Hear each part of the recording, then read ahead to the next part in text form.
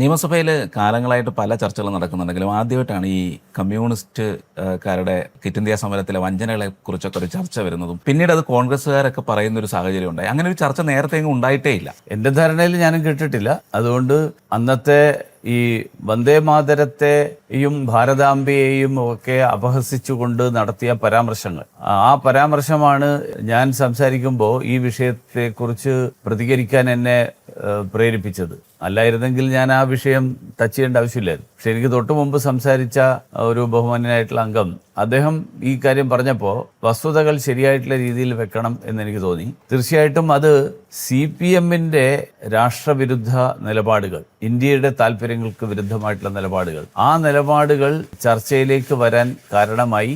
അത് കോൺഗ്രസ്സുകാരടക്കം ഏറ്റെടുക്കുന്ന ഒരു സ്ഥിതിയുണ്ടായി. അത് വരുംകാലങ്ങളിൽ സഭാ നടപടികളെ പലതരത്തിൽ സ്വാധീനിക്കുമെന്ന് തന്നെയാണ് ഞാൻ പ്രതീക്ഷിക്കുന്നത്.